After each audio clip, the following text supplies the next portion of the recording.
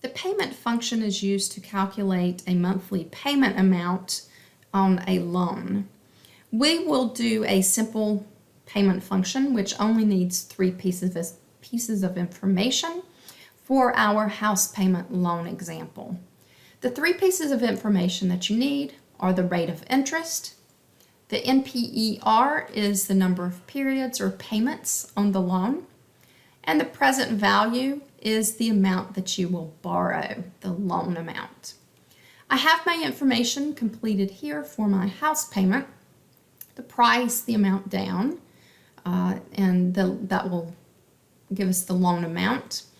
The yearly interest rate and the number of years that we'll pay on the loan. Here I will calculate the monthly payment.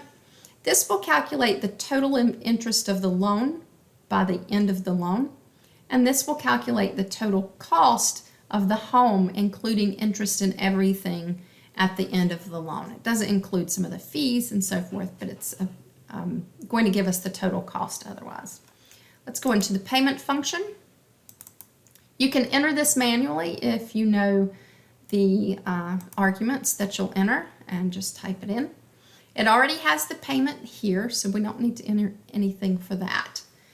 The rate of interest is going to be our 6.5%. Notice it's a yearly rate of interest. If it's a yearly rate, we need to convert that because we are paying each month and we're calculating a monthly payment. We need to convert that yearly rate to a monthly rate by dividing by 12. The number of periods on a loan is the number of payments you'll make. We have 30 years to pay. We'll pay 12 times a year for 12 months. So we'll multiply that by 12. The present value is the amount of the loan, which is here. In this case, it's giving us the answer, a negative 581 and some change.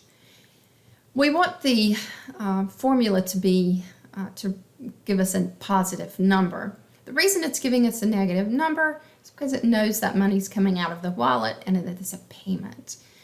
In order to make it a positive number, you can enter a negative sign here before the loan amount, or you could enter a negative number before the PMT up in the formula bar. Once you've done that here, it will give you the positive number here. It will give you the result for the monthly payment. For these numbers, the payment will be $581 a month. You can go in and change these numbers to see how it will affect the interest and the cost.